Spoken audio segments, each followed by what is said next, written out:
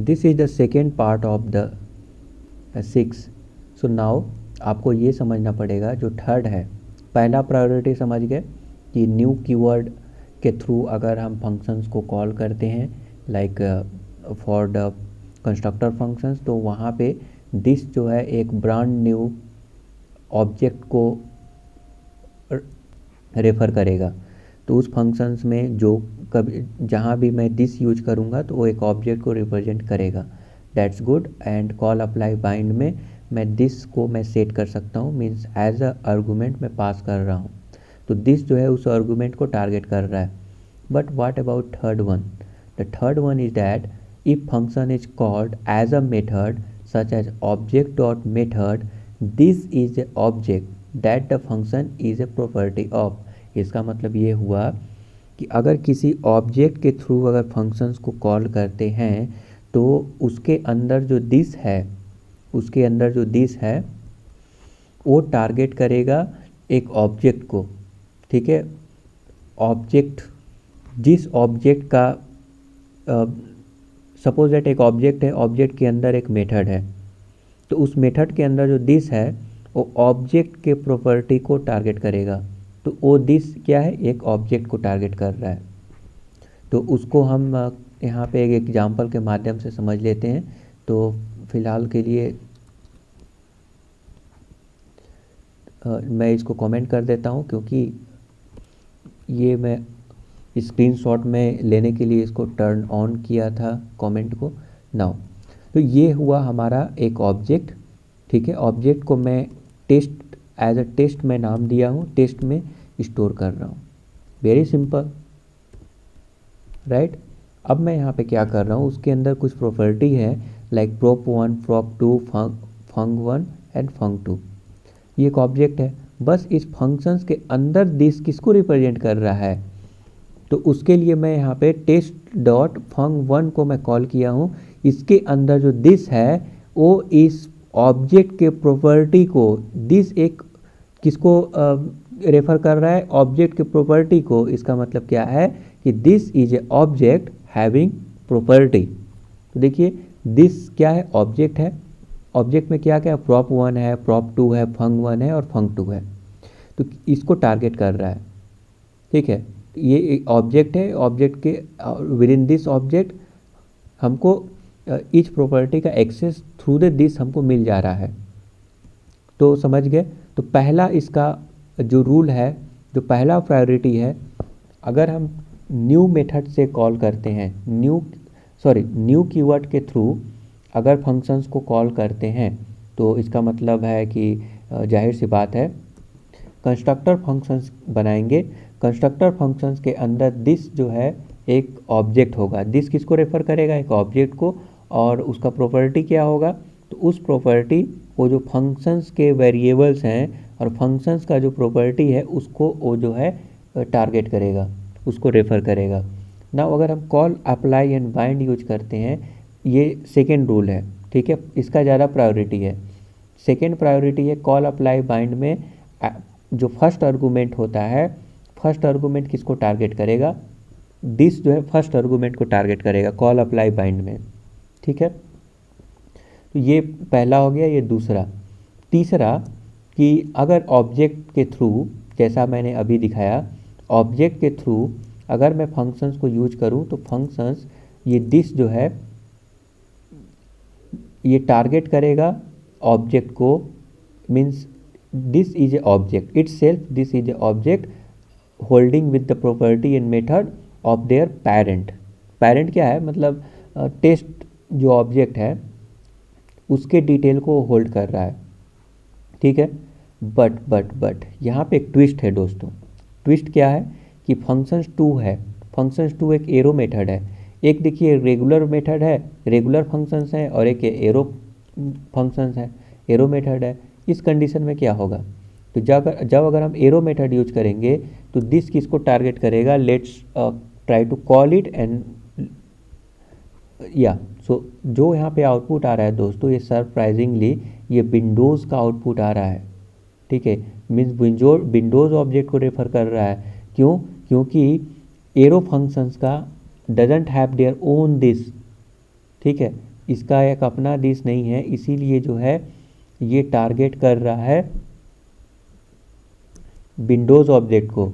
तो अगर हम ऑब्जेक्ट देख सकते हैं, ऑब्जेक्ट के अंदर अगर फंक्शंस को एरो फंक्शंस अगर लिखेंगे तो ये टारगेट करेगा विंडोज़ ऑब्जेक्ट को, ना कि ऑब्जेक्ट के प्रॉपर्टी को। नाउ अगर सपोज दैट कंस्ट्रक्टर फंक्शंस में अगर एरो मेथड यूज करेंगे तो क्या होगा?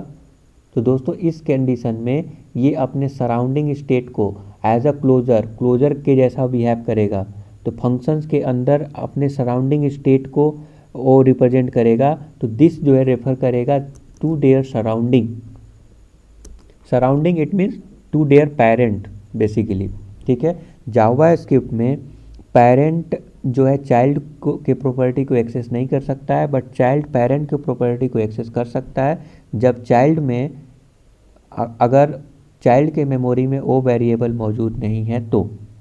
ठीक है, तो यहाँ पे दिस जो है रिप्रेजेंट करेगा सराउंडिंग को। अगर मैं यहाँ पे कंस्ट्रक्टर फंक्शंस में अगर लिखूँ तो मैं एक कंस्ट्रक्टर फंक्शंस का भी एग्जांपल मैं दे देता हूँ आपको। कंस्ट्रक्टर फंक्शंस में ये काम कर जाएगा। तो लेट्स से टेस्ट एंड यहाँ पे लिख दूंगा मैं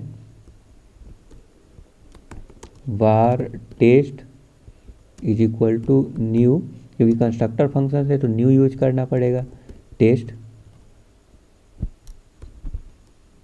ऐसे, और यहाँ पे इज इक्वल टू होगा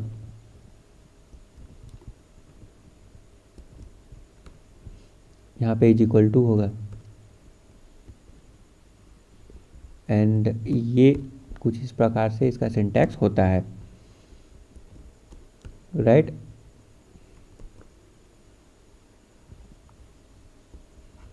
देन यहाँ पे फंक्शंस ऐसे कुछ होता है। ओके, तो यहाँ पे test2.func लेट्स सी, तो यहाँ पे इसको कंसोल करने की ज़रूरत है, console.log एंड देन मैं यहाँ पे इसको डाल देता हूँ।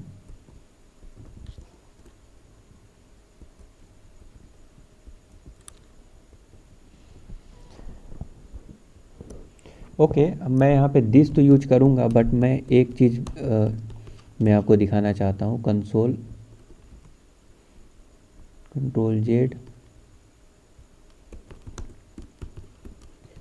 मैं अगर यहाँ पे दिस को प्रिंट करूँ तो क्या इसका आउटपुट आएगा? तो दिस जो है ये आ रहा है एम्प्टी ऑब्जेक्ट, दैट्स फाइन। अब मैं इसको दिस यूज करूँगा यहाँ पर एज अ प्रॉपर्टी और मैं सेव करूँगा तो यहाँ पे props1 आ रहा है, दैट्स आल्सो फाइन। तो यहाँ पे आपको दिस कीवर्ड यूज करना पड़ेगा दोस्तों। इसके प्रॉपर्टी जब हम कंस्ट्रक्टर फंक्शंस यूज करते हैं तो उस प्रॉपर्टी को एक्सेस करने के लिए या फिर क्रिएट करने के लिए हम यहाँ पे दिस कीवर्ड यूज करते हैं। तो नाउ अब हम यहाँ पे फंक्शंस को कॉल कर सकते हैं, ये कंसोल करने की ज़रूरत नहीं है, राइट। मैं डायरेक्टली यहाँ पे कॉल कर सकता हूँ क्योंकि अब ये एक्सेसिबल है। तो देखिए यहाँ पे आप नोटिस करेंगे कि ये फंक्शंस टू, इवन इफ ये जो है एक एरो फंक्शंस है, फिर भी जो यहाँ पे रिजल्ट आ रहा है, जो आउटपुट आ रहा है, दिस टारगेट कर रहा है एक ऑब्जेक्ट को। दिस यहाँ पे एक ऑब्जेक्ट है होल्डिंग विद देयर प्रॉपर्टी। ठीक है, मतलब इसके पेरेंट का डिटेल मौजूद है यहाँ पर। क्यों? क्योंकि ये सराउंडिंग स्टेट को यहाँ पे सराउंडिंग यानी पेरेंट के प्रॉपर्टी को एक्सेस कर रहा है। बट पिछले एग्जाम्पल में आपने देखा था, मैं काम करता हूँ, इसको यहाँ पे कॉपी कर लेता हूँ एंड देन Ctrl+Z।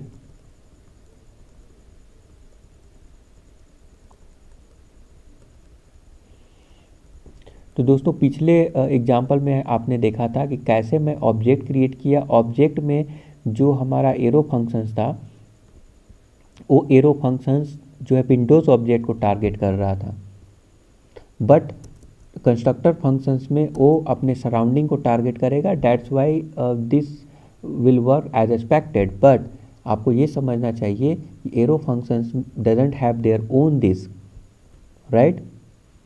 ये आपके माइंड में होना चाहिए। नाउ जो मैं ओके ऑल राइट, तो अभी अब नेक्स्ट रूल की ओर आगे बढ़ते हैं। ये थर्ड वाला था। Fourth one, right, if function is a invoked as a free function invocation meaning it was invoked without any of the condition present above. जो मैंने आपको पहला, दूसरा और तीसरा बताया प्रायोरिटी वाइज, पहला का ज़्यादा, फर्स्ट का प्रायोरिटी फर्स्ट प्रायोरिटी रहेगा, सेकंड का सेकंड प्रायोरिटी। अगर ये वाला कंडीशन सेटिस्फाई किया तो ये वर्क करेगा, अदरवाइज सेकंड वाला किया तो सेकंड वाला करेगा। फर्स्ट वाला कर गया और सेकंड वाला दोनों कर गया, जस्ट मैं एग्जांपल बता रहा हूँ, तो फर्स्ट वाला ही अप्लाई होगा।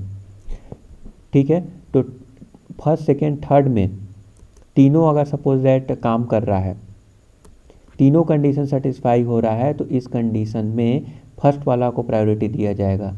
सेकेंड और थर्ड अगर दोनों काम कर रहा है, दोनों कंडीशन सेटिस्फाई हो रहा है, तो सेकेंड वाले को प्रायोरिटी दिया जाएगा, कुछ इस प्रकार। तो if function is invoked as a free function invocation meaning it was invoked without any of the condition present above, this is the global object in the browser, it will be windows object. Okay, अब fourth rule क्या बोलता है कि अगर ये तीन, अगर ये सेटिस्फाई नहीं होता है तो दिस जो है टारगेट करेगा विंडोज ऑब्जेक्ट को। ओके, दिस जो है विंडोज ऑब्जेक्ट को टारगेट करेगा। तो दैट्स अमेजिंग, राइट। ये आप समझ गए, मतलब जैसे फंक्शंस को आप कॉल करते हैं, इन्वोक करते हैं, तो वो उसके अंदर अगर दिस अगर आप लिखेंगे तो दिस जो है विंडोज ऑब्जेक्ट को टारगेट करेगा, अगर ये तीनों कंडीशन ऊपर वाले सेटिस्फाई नहीं होते हैं तो। ठीक है, तो पांचवा रूल भी यही है कि if multiple of the above rule apply the rule that is higher win and will set the this value. ठीक है, अगर सपोज दैट इतने सारे कंडीशन में 1 2 3 4 कंडीशन में अगर सपोज दैट 4 और 3 दोनों कंडीशन सेटिस्फाई हो रहा है, तो इस कंडीशन में दिस जो है फोर्थ वाला अप्लीकेबल नहीं होगा, थर्ड वाला अप्लीकेबल होगा। Now if the function is an ES 2015 arrow functions, it ignore all the rule above and receive the this value of its surrounding scope at the time of its created. Now छठा क्या है? छठा दोस्तों ये है कि अगर suppose that, मैं ऑलरेडी डिस्कस कर चुका हूँ, राइट, एरो फंक्शंस है, तो एरो फंक्शंस अपने सराउंडिंग से जो है रिसीव करेगा और बाकी सबको इग्नोर कर देगा। जो प्रीवियस हमारा प्रायोरिटी वाइज में रूल है उसको वो जो है इग्नोर कर देगा, उस कंडीशन को इग्नोर कर देगा, और ये जो है अपने सराउंडिंग से दिस वैल्यू को प्राप्त करेगा। अदरवाइज मुझे दिस खुद से सेट करना पड़ेगा एरो फंक्शंस में, तभी वो वर्क करेगा, राइट।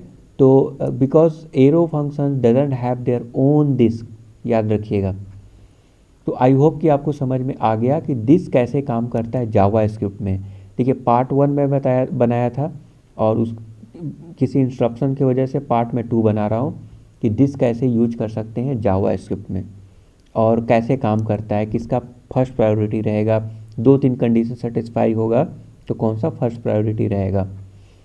ठीक है, चैनल को सब्सक्राइब कीजिए, और अगर आप मुझसे सीखना चाहते हैं, पर्सनल ट्रेनिंग लेना चाहते हैं तो भी आप कांटेक्ट कर सकते हैं। Thank you for subscribing the YouTube channel. Have a nice day.